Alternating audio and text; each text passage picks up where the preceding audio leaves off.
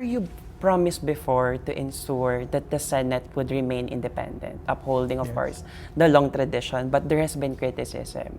Yes. And probably, perhaps, the best example would be the passage of the Maharlika bill. How are we to reconcile that promise of independence with the sweep passage of the President's pet bill? Well, let's just put it in proper perspective. With due respect to the House, they passed the Maharlika bill in, I think, a month and a half.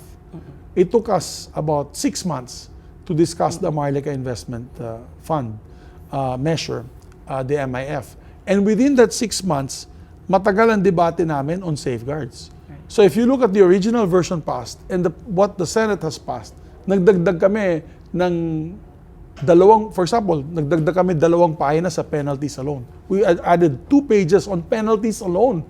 Kung may shenanigans na ginawa yung members of the board, may abuse of authority na or conflict of interest on the leadership of the Maharlika Investment Fund, we have penalties there. And these are not just slaps in the wrist, they're 20-year jail terms.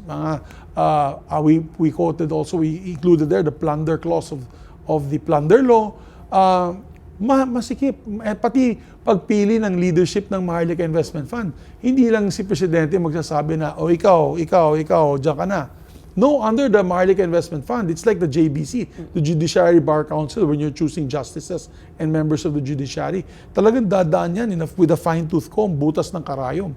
Talagang hihimayin yun, best of the best, at ibibigay sa Pangulo mga 5 pangalan, the top choices, at dyan pipili ang Pangulo pagdating sa leadership ng Maharlika Investment Fund.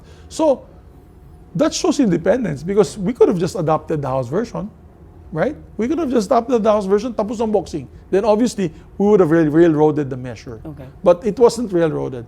Many other issues that shows our independence, when there was a push for charter change, we put the brakes, di ba? We pressed the brakes at sabi namin, kailangan ba ng charter change na at this point in time, ekonomiya at kahirapan ng tao ang ating pag-usapan. That's another. Even just this recent issue on the IACAT, yung IACAT na guidelines on travel. Kinontra namin 29 departments and agencies of government.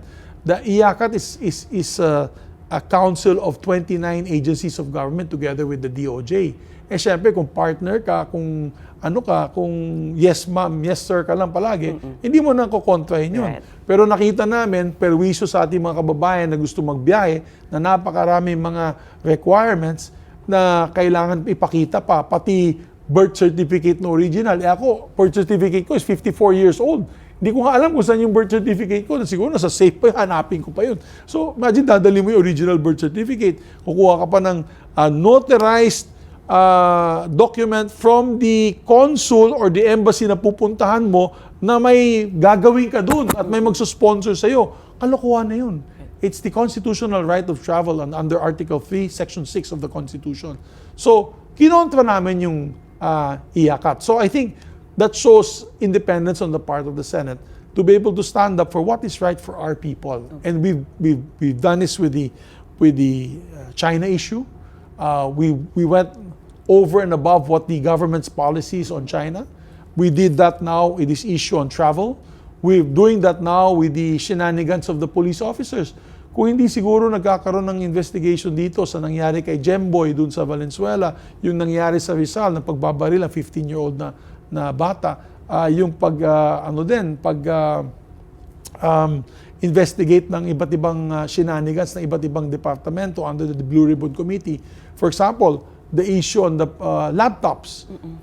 It was the Blue Ribbon Committee finding of Senator Tolentino that paved the way for the filing of charges of the Ombudsman to the Sandigan Bayan on these Sinalao and all of these perpetrators.